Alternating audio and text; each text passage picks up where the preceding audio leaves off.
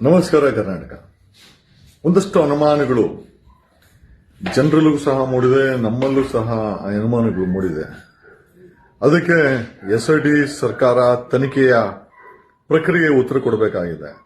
ಅನುಮಾನಗಳು ಸಹಜ, ಅದು ಸೀಕ್ರೆಟ್ ಆಗಿ ಮೇಂಟೈನ್ ಮಾಡಿದಾಗ. ಈಗ ನಮ್ಮ ಪ್ರಶ್ನೆ ಏನಪ್ಪಾ ಅಂತಂದ್ರೆ, ಇಷ್ಟು ದಿನದ ನಡೆದಂತ ಸಂಪೂರ್ಣ ಘಟನೆಯನ್ನ SIT ತುಂಬಾ ಸೀಕ್ರೆಟ್ ಆಗಿ ಪಾರದರ್ಶಕತೆ ಇಲ್ಲದೆ ಮೇಂಟೈನ್ ಮಾಡ್ಕೊಂಡ್ ಬಂದಿದೆ. ಅನುಮಾನ ಬರ್ತಾ ಇರೋದು ಸಹಜವಾಗಿದೆ. ಕಮಿಂಗ್ ಡೈರೆಕ್ಟ್ಲಿ ಟು ಎಕ್ಸುಮೇಷನ್, ಆ ಪಳವಳಿಕೆಗಳನ್ನ 15 ವರ್ಷ 20 ವರ್ಷ ಮುಂಚೆ ಊತಿದ್ದಂತ ಪಳವಳಿಕೆಗಳನ್ನ ತೆಗೆಯುವಂತ ಪ್ರಕ್ರಿಯೆ ಏನಿದೆಯಲ್ಲ, ಈ ವಿಚಾರಕ್ಕೆ ಬಂದಾಗ ಎಕ್ಸ್ಪರ್ಟ್ಗಳನ್ನ ಡಿಸ್ಕಸ್ ಮಾಡಿದಾಗ ಎಕ್ಸ್ಪರ್ಟ್ಸ್ ಕೊಟ್ಟಂತ ಒಪಿನಿಯನ್ ಏನು ಅಂತಂತಂದ್ರೆ, ಈ ಎಕ್ಸುಮೇಷನ್ ಮಾಡ್ಬೇಕಾದ್ರೆ ಅಲ್ಲಿ ಮೆಡಿಕಲ್ ಟೀಮ್ ಇರಬೇಕು, ಪೋಸ್ಟ್ ಮಾರ್ಟಮ್ ಟೀಮ್ ಇರಬೇಕು, DNA ಟೀಮ್ ಇರಬೇಕು, ಫಾರೆನ್ಸಿಕ್ ಇರಬೇಕು, ಡೆಫಿನೆಟ್ಲಿ ಏನೋ ಆರ್ಕೊಲಾಜಿಕಲ್ ಅವರು ಸಹ ಇರಬೇಕಾಗತ್ತೆ. ಏನಕ್ಕೆ ಅಂತಂದ್ರೆ, ಬೇಸಿಕಲಿ ಈ ಮಮೀಸ್ ಇದೆಯಲ್ಲ, ಈಜಿಪ್ಟ್ ಅಲ್ಲಿ ಮಮೀಸ್ ಇಟ್ಟಿದ್ದಾರೆ. ಯಾವ ಡಿಸೀಸ್ ಇಂದ ಸತ್ರು, ಯಾವ ರೋಗದಿಂದ ಸತ್ರು, ಹೇಗ್ ಸತ್ರು ಅನ್ನೋದನ್ನ ಅದು 2000, 3000, 4000 ವರ್ಷಗಳ ಹಿಂದೆ ಮಮ್ಮೀಸ್ ಅನ್ನ expertise, DNA expertise and archaeological expertise jointly medical examination ಮಾಡಿದ್ದೆ ಕನ್ಕ್ಲೂಡೆಡ್ ಯಾವ ರೀತಿ ಸತ್ರು ಅಂತ.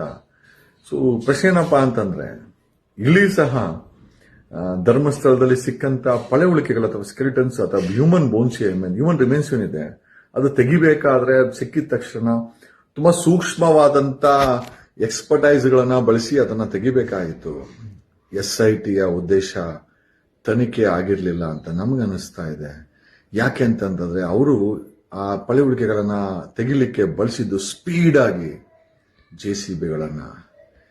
ಯಾವ ತಲೆ ಕೆಟ್ಟ SIT ಅಧಿಕಾರಿಗಳು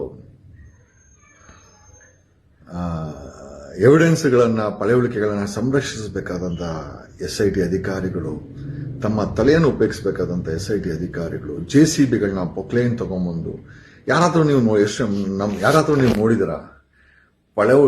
ಬಾಡಿನ ಉಣ್ಬೇಕಾದ್ರೆ JCB ತಗೊಂಡ್ಬಂದು ಊರ್ಬೇಕಾದ್ರೆ, ತೆಗಿಬೇಕಾದ್ರೆ, ಯಾಕಂದ್ರೆ ಒಂದೊಂದು ಸ್ಮಾಲ್ ಎವಿಡೆನ್ಸಸ್ ಕೂಡ ಅಷ್ಟೇ ಇಂಪಾರ್ಟೆಂಟ್ ಆಗಿರುತ್ತೆ. SIT ಅವರು ಇಲ್ಲಿ ಸಾಕ್ಷಿನ ಕಲೆ ಹಾಕ್ಲಿಕ್ಕೆ ಕೆಲಸ ಮಾಡಲಿಲ್ಲ, ಸಾಕ್ಷಿನ ನಾಶ ಮಾಡಲಿಕ್ಕೆ ಕೆಲಸ ಮಾಡಿದ್ದಾರೆ ಅಂತ ಸ್ಪಷ್ಟವಾಗಿ ಗೊತ್ತಾಗುತ್ತೆ. JCB ಪೊಕ್ಲೇನ್ಗಳನ್ನ ಬಳಸ್ತಿದ್ದಾರೆ. ನಾವು ಪದೇ ಹೇಳಿದ್ರೆ ಟೆಕ್ನಾಲಜಿಯನ್ನ ಬಳಸಿ ಆರ್ಕಿಯಾಲಜಿಕಲ್ ಅಥಾರಿಟಿ ಆಫ್ ಇಂಡಿಯಾವನ್ನು ಎಕ್ಸುಮೇಷನ್ ಮಾಡಕ್ಕೆ ಬಳಸ್ಕೊಡಿ, ಸೂಕ್ಷ್ಮವಾಗಿ ಅದನ್ನ ಹೊರಗಡೆ ತೆಗಿಬೇಕಾದ್ರೆ ವಿಡಿಯೋಗ್ರಫಿ ಆಗಬೇಕು, ಸ್ಪಾಟ್ ಅಲ್ಲಿ ಫೋಟೋಗ್ರಫಿ ಆಗಬೇಕು, ಸ್ಪಾಟ್ ಅಲ್ಲಿ ಮೆಡಿಕಲ್ ಎಕ್ಸಾಮಿನೇಷನ್ ಆಗಬೇಕು, ಒಂದು ಒಪಿನಿಯನ್ ಫಾರ್ಮ್ ಮಾಡಬೇಕು, ತದನಂತರ ಒಂದು ಫಾರ್ಮ್ ಅಲ್ಲಿ ಅದನ್ನ ಹೊರಗಡೆ ತಗೊಂಡು ಹೋಗ್ಬೇಕು. ಒಂದು ಟೆಂಟ್ ಹಾಕ್ಲಿಲ್ಲ ಅಲ್ಲಿ. ಒಂದು ಎಕ್ಸಾಮಿನೇಷನ್ ಮಾಡಲಿಕ್ಕೆ ಮೆಡಿಕಲ್ ಒಡ್ಕೊಲ್ಲ wheel on medical medical on wheels ಅನ್ನು ತಗೊಂಡ್ಬಂದು ಅಲ್ಲೇ ಅದನ್ನೆಲ್ಲ ಫೋಟೋಗ್ರಫಿ ಮಾಡಿ, ವಿಡಿಯೋಗ್ರಫಿ ಮಾಡಿ, ನಾಳೆ ಯಾವುದೇ ರೀತಿಯ ಅನುಮಾನಗಳು. ಆಮೇಲೆ ಕಸ್ತೂರ್ಬಾ ಆಸ್ಪತ್ರೆ ಯಾಕೆ? ಡಾಕ್ಟರ್ ರಶ್ಮಿ ಯಾವ ಆಸ್ಪತ್ರೆ? ಸೌಜನ್ಯನ ಹೊಡ್ಕೊಲ್ಲ PM ಮಾಡಿದತ್ತು ಡಾಕ್ಟರ್ ರಶ್ಮಿ ಯಾವ ಆಸ್ಪತ್ರೆ? ಡಾಕ್ಟರ್ ಆಡೋಬ್ ಯಾವ ಆಸ್ಪತ್ರೆ?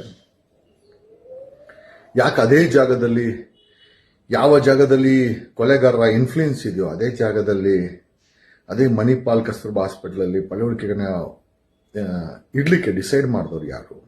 ಅದೇ ಜಾಗದಲ್ಲಿ ಇಟ್ಟು. ನಮ್ಮ ಪ್ರಶ್ನೆ ಏನಪ್ಪಾ ಅಂತಂದ್ರೆ, ಇದುವರೆಗೂ ಪಾರದರ್ಶಕವಾಗಿ SIT ಯಾವುದೇ ರಿಪೋರ್ಟ್ ಅನ್ನ ಕೊಟ್ಟಿಲ್ಲ, ಪಬ್ಲಿಷ್ ಮಾಡಿಲ್ಲ. ನ್ಯಾಯಾಲಯ ಕೊಟ್ಟವ್ರು ಅದು ಗೊತ್ತಿಲ್ಲ, ಸರ್ಕಾರ ಕೊಟ್ಟಿದೆ, ಯಾರು ಕೊಟ್ಟವ್ರೆ ಅಂತನೂ ಗೊತ್ತಿಲ್ಲ. ಇಷ್ಟೆಲ್ಲಾ ವಿರೋಧಗಳನ್ನ ಮಾಡ್ತಾರಂತವ್ರು ಈ ರಿಪೋರ್ಟ್ ಅಲ್ಲಿ ಹೆಚ್ಚು ಕಮ್ಮಿ ಮಾಡಲ್ಲ ಅಂತ ಏನ್ ಗ್ಯಾರಂಟಿ?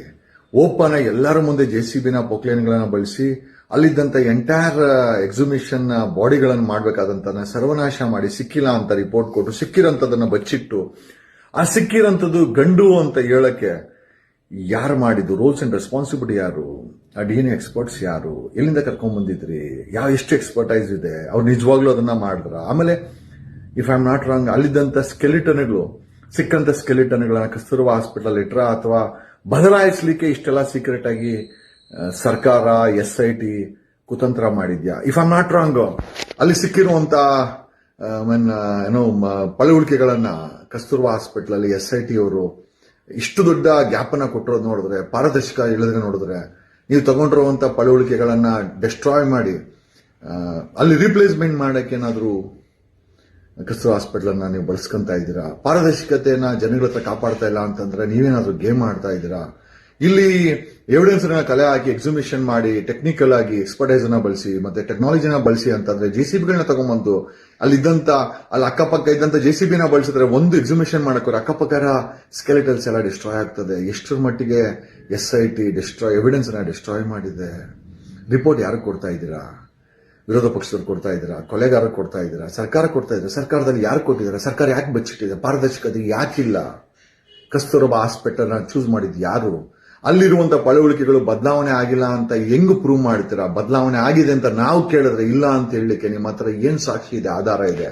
ಡಾಕ್ಟರ್ ರಶ್ಮಿ ಮತ್ತೆ ಡಾಕ್ಟರ್ ಆಡೋಬ್ ಯಾವ ಆಸ್ಪತ್ರೆಯಿಂದ ಬಂದಂತರು? ಮತ್ತೆ ಇಷ್ಟೆಲ್ಲ ಸೆನ್ಸಿಟಿವ್ನೆಸ್ ಇದ್ರೆ ಅದೇ ಏರಿಯಾದಲ್ಲಿ ಆ ಒಂದು ಪಳೆಯುಳಿಕೆಗಳನ್ನ ಇಟ್ಟು ಅಲ್ಲಿ ಬದಲಾಯಿಸಲಿಕ್ಕೆ ಏನಾದ್ರೂ ಕುತಂತ್ರ ಮಾಡಿದ್ರೆ SIT ಮತ್ತೆ ಸಂಬಂಧಪಟ್ಟಂತ ಮೆಡಿಕಲ್ ಎಕ್ಸ್ಪರ್ಟೈಸ್ ಅವರು ಇಷ್ಟು ದೊಡ್ಡ ಕುತಂತ್ರವನ್ನ ಮಾಡಲಿಕ್ಕೆ, ಕೊಲೆಗಾರನ ಬಚಾವ್ ಮಾಡಲಿಕ್ಕೆ ಸರ್ಕಾರ, ವಿರೋಧ ಪಕ್ಷ, SIT ಕೆಲಸ ಮಾಡ್ತಾ ಇದಕ್ಕೆ ಉತ್ತರ ಬೇರೆ ಏನೂ ಅಲ್ಲ. ಸುಪ್ರೀಂ ಕೋರ್ಟ್ ಅಲ್ಲಿ ರಿಟ್ ಪಿಟಿಷನ್ ಫೈಲ್ ಮಾಡಿ ಸುಪ್ರೀಂ ಕೋರ್ಟ್ ಮಾನಿಟರ್ಡ್ ಇನ್ವೆಸ್ಟಿಗೇಷನ್ ಮಾಡಿ ಈ ಎಂಟೈರ್ ಪಳೆಯುಳಿಕೆಗಳನ್ನ ಏನ್ ಸಿಕ್ಕಿದೆ, ಏನ್ ಇವ್ರು ನಿಜವಾಗ್ಲೂ ಅದನ್ನ ಸಿಕ್ಕಿದನ್ನ ಮಡಗಿದಾರಾ ಅಥವಾ ಬೇರೆ ಎಕ್ಸ್ಚೇಂಜ್ ಮಾಡಿದಾರ? ಈಗ SIT ಅವ್ರ ಮೇಲೆ ತನಿಖೆ ಮಾಡುವಂತ ಪರಿಸ್ಥಿತಿ ಬಂದ್ ನಿಂತಿದೆ.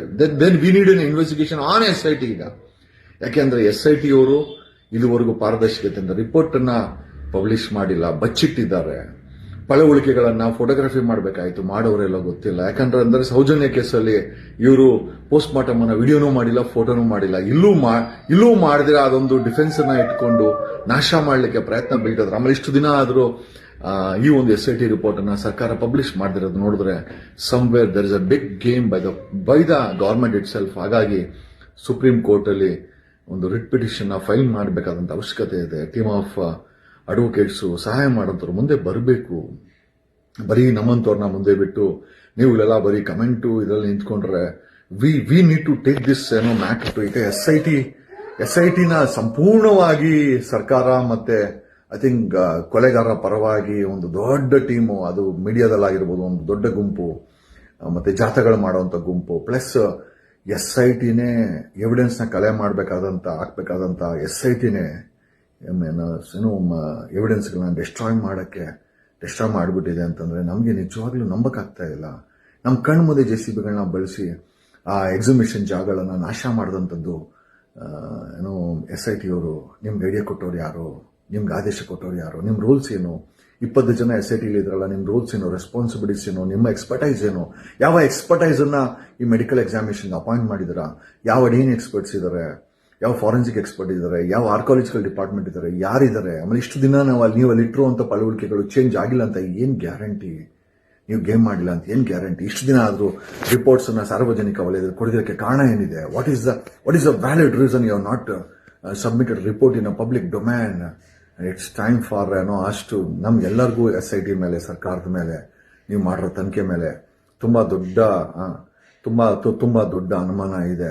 ಅಲ್ಲಿಟ್ಟಿರುವಂತ ಪಳೆಯುಳಿಕೆಗಳನ್ನ ನೀವು ಚೇಂಜ್ ಮಾಡಿರುವಂತ ಸಾಧ್ಯತೆ 90% ಇದೆ. ಈಗ 4000 ವರ್ಷ ಹಿಂದ್ಗಡೆ ಈಜಿಪ್ಟ್ ಅಲ್ಲಿ ಸತ್ತಿರುವಂತ ಮಮ್ಮಿಗಳನ್ನ ಎಕ್ಸ್ಪರ್ಟೈಸ್ ಯಾವ ರೋಗದಿಂದ ಸತ್ರು, ಹೇಗೆ ಸತ್ರು ಅಂತ ಹೇಳೋದಾದ್ರೆ ನಿಮ್ಮ ಹತ್ರ ಇರುವಂತದನ್ನ ಯಾರು ಅಂತ ಹೇಳಲಿಕ್ಕೆ, ಆಮೇಲೆ ಅಲ್ಲಿರೋದನ್ನೆಲ್ಲ ಗಂಡು ಅಂತಾನೆ ಹೇಳೋದಿದ್ರೆ, ಅಂದ್ರೆ ಪ್ಯಾರಲ್ ಆಗಿ ಒಂದು ಸ್ಕೆಲಿಟನ್ಗಳನ್ನ ಬದಲಾವಣೆ ಮಾಡಲಿಕ್ಕೆ ಕಸ್ತೂರ್ಬಾ ಹಾಸ್ಪಿಟಲ್, ಅದೇ ಏರಿಯಾದಲ್ಲಿರುವಂತ ಮಣಿಪಾಲ್ನ ಕಸ್ತೂರ್ಬಾ ಹಾಸ್ಪಿಟಲ್ನ ನೀವು ಚೂಸ್ ಮಾಡ್ಕೊಂಡ್ರ? Is this a big game going on? Definitely ಇದಕ್ಕೆಲ್ಲ ಉತ್ತರ ಕಂಡು ಹಿಡ್ಕೊಬೇಕು ಅಂತಂದ್ರೆ ಸುಪ್ರೀಂ ಕೋರ್ಟ್ ಮಾನಿಟರಿ ಇನ್ವೆಸ್ಟಿಗೇಷನ್ ಆಗಲೇಬೇಕು. ಈ ಸಿದ್ದರಾಮಯ್ಯ ಸರ್ಕಾರ, ಕಾಂಗ್ರೆಸ್ ಸರ್ಕಾರ, ಈ DK ಶಿವಕುಮಾರ್, ಈ ವಿರೋಧ ಪಕ್ಷದವರು ಎಲ್ಲ ಈ ತನಿಖೆನೇ ಸಾಯಿಸಿಬಿಟ್ಟಿದ್ದಾರೆ. ಎವಿಡೆನ್ಸ್ಗಳನ್ನ SIT ಅವರು ಕಣ್ಮುಂದೆ ನಾಶ ಮಾಡಿದ್ದಾರೆ. JCBಗಳನ್ನ ಪೊಕ್ಲೇನಲ್ಲಿ ತಗೊಂಬಂದು, ಆಮೇಲೆ ಸಿಕ್ಕಿರುವಂತಹ ಪಳೆಯುಳಿಕೆಗಳನ್ನ ಬದಲಾಯಿಸಲಿಕ್ಕೆ SIT ಅವರೇ ರಿಪೋರ್ಟ್ ಅನ್ನು ಪಬ್ಲಿಷ್ ಮಾಡಿದ್ರ ಮಣಿಪಾಲ್ ಹಾಸ್ಪಿಟಲ್ ನ ಚೂಸ್ ಮಾಡಿದ್ದಾರೆ. ಕನಿಷ್ಠ ಅಟ್ಲೀಸ್ಟ್ ಮೋಹಂತಿ ಅನ್ನೋ ವ್ಯಕ್ತಿಗಳು ಆ ಸ್ಕೆಲಿಟನ್ಗಳನ್ನ ಪ್ರೊಕ್ಯೂರ್ ಮಾಡಿದ ಬರೀ ಎಕ್ಸಿಬಿಷನ್ ಪ್ರೊಕ್ಯೂರ್ ಮಾಡೋದು ಅಂತೆಲ್ಲ ಅದನ್ನ ಸೆಲೆಕ್ಟಿವ್ ಆಗಿ ಅದನ್ನ ಸೇಫ್ ಆಗಿ ಇಟ್ಟು ಅದನ್ನ ಎಕ್ಸ್ಪರ್ಟೈಸ್ ಮಾಡಬೇಕಾಗಿತ್ತು. ಮೋಹಂತಿ ಅವರು ಮೋಸ ಮಾಡಿಬಿಟ್ರ. God knows. ಇದನ್ನ ಸುಪ್ರೀಂ ಕೋರ್ಟ್ ಬಿಟ್ರೆ ಬೇರೆ ಯಾರು ಕೂಡ ಇದನ್ನ ಸುಪ್ರೀಂ ಕೋರ್ಟಲ್ಲೂ ಕೂಡ ಪೀಪಲ್ ಮಾನಿಟರ್ಡ್ ಇನ್ವೆಸ್ಟಿಗೇಷನ್ ಆಗಬೇಕು, ಡೇ ಟು ಡೇ ಬೇಸ್ ಮೇಲೆ ಆಗಬೇಕು. ಯಾರು ಕೂಡ ಯಾರನ್ನು ಇನ್ಫ್ಲೂಯೆನ್ಸ್ ಮಾಡಬಾರ್ದು ಅನ್ನೋದು ನಮ್ಮ ಒಂದು ಎಲ್ಲ ವಿಚಾರಗಳ ನಿಮಗೆ ತಿಳಿಸುತ್ತಾ, ಎ ಟು ಝೆಡ್ ಒಂದು ದೊಡ್ಡ ಸ್ಕ್ಯಾಮ್ ಆಗಿದೆ, ಒಂದು ದೊಡ್ಡ ಗೇಮ್ ಆಗಿದೆ. ಈ ಕೇಸನ್ನು ಮುಚ್ಚಾಕ್ಲಿಕ್ಕೆ ಸ್ವತಃ ಸರ್ಕಾರ ಎಸ್ ಐ ಟಿ ಎವಿಡೆನ್ಸ್ಗಳನ್ನ ಡಿಸ್ಟ್ರಾಯ್ ಮಾಡಿದೆ, ರಿಪೋರ್ಟ್ ಅನ್ನ ಬಚ್ಚಿಟ್ಟಿದೆ, ಪಾರದರ್ಶಕತೆಯಿಂದ ಹಿಂದೆ ಸರಿದು ಬಿಟ್ಟಿದೆ. ಸರ್ಕಾರ ಅದರ ಮೇಲೆ ಗೂಬೆ ಕೊಣಿಸ್ತಾ ಇದೆ, ಮಾಧ್ಯಮಗಳು ಬಣ್ಣ ಹೊಡಿತಾ ಇದೆ. ಈ ಕೇಸನ್ನು ಮುಚ್ಚಾಕುವಂತ ಎಲ್ಲ ಸಾಧ್ಯತೆಗಳನ್ನು ಮಾಡಿಟ್ಟಿದ್ದಾರೆ. ಯಾರ ರೋಲ್ಸ್ 20 ಜನ SIT ನಲ್ಲಿ ಯಾರ ರೆಸ್ಪಾನ್ಸಿಬಿಲಿಟೀಸ್ ಅನ್ನೋ ರೋಲ್ಸ್ ಏನು ಇದುವರೆಗೂ ಯಾರು ಹೇಳಿಲ್ಲ. ಏನ್ ಸಿಕ್ಕಿತು ಅಂತ ಕೇಳಿದ್ರೆ ಗಂಡು ಅಂತ ಹೇಳ್ಕೊಂತ ಇದ್ದಾರೆ. ನಿಜವಾಗ್ಲೂ ಗಂಡ ಅಥವಾ ಬದಲಾವಣೆ ಮಾಡಿದಾರೆ ಅವರು ಕಸ್ತೂರ್ಬಾ ಹಾಸ್ಪಿಟಲ್ ಸಿಕ್ಕಿರುವಂತಹ ಪಳವಳಿಕೆಗಳನ್ನ, ಆಮೇಲೆ ಅದನ್ನು ಮಾಡಿದಂತ ಎಕ್ಸ್ಪರ್ಟೈಸ್ ಯಾರು, ನಿಜವಾಗ್ಲೂ ಏನು ಕಸ್ತೂರ್ಬಾ ಹಾಸ್ಪಿಟಲ್ ಅವ್ರದೇ ಸಂಬಂಧಪಟ್ಟ ಆ ಹಾಸ್ಪಿಟಲ್ ಚೂಸ್ ಮಾಡಿದ್ದೆ ಏನೋ ಬಾಡಿ ರಿಮೇನ್ಸ್ ನ ಬದಲಾವಣೆ ಮಾಡ್ಲಿಕ್ಕೆ. ಈ ಎಲ್ಲ ಉತ್ತರಕ್ಕೂ ಸುಪ್ರೀಂ ಕೋರ್ಟೆ ಉತ್ತರ ಕೊಡಬೇಕಾಗಿದೆ. ಆಮೇಲೆ SIT ಮಾಡಿರೋ ಅನಾಹುತನೂ ಸಹ ಸುಪ್ರೀಂ ಕೋರ್ಟೆ ಇವರುಗಳಿಗೆ ತಕ್ಕ ದಂಡನೆಯನ್ನು ಕೊಡಬೇಕಾಗಿದೆ. SIT ಅಧಿಕಾರಿಗಳಿಗೂ ಸಹ ಸುಪ್ರೀಂ ಕೋರ್ಟೆ ಕೊಡಬೇಕಾಗಿದೆ. ಈ ಎಲ್ಲ ವಿಚಾರಗಳನ್ನ ಮುಂದೆ ಇಡುತ್ತಾ, ಆಮೇಲೆ ಯಾರೋ ಹೇಳಿದ್ರು, ಸರ್ ಕೋರ್ಟಲ್ಲಿ ನೀವೇನು ಬರೀ ಗೆಣಸ್ಕೀಳಕ್ಕೆ, ಬರೀ ಕಮೆಂಟ್ ಹಾಕಕ್ಕೆ, ಶೇರ್ ಮಾಡಕ್ಕ ನೀವು ಇರೋದು, ನನಗೆ ಹೇಳಿದ್ರೆ ಎಲ್ಲ ಏನು ಮತ್ತೆ ನಮ್ಮ ರಿಲೇಟಿವ್ಸ್ ಅಲ್ಲಿ ಸತ್ತಿರೋದು. ರಾಜ್ಯದ ಜನರು ಜವಾಬ್ದಾರಿ ಅಲ್ವಾ, ಯಾರ್ಯಾರು ಆಗ್ತಾರೆ. ಇಲ್ಲಿ ಮಾತಾಡೋ ಬದಲು ಕೋರ್ಟ್ಗೆ ಹೋಗುವಂತ ಕೊಡು, ಫಂಡಿಂಗ್ ಮಾಡು. ಸುಪ್ರೀಂ ಕೋರ್ಟ್ಗೆ ಫಂಡಿಂಗ್ ಕೊಡಬೇಕು, ಕೊಡ್ತೀರಾ ನೀವು? ಒಂದಷ್ಟು ಜನ ಆಗ್ತಾರೆ ಅಲ್ಲಿ ಇಡಿಯಟ್ಸು.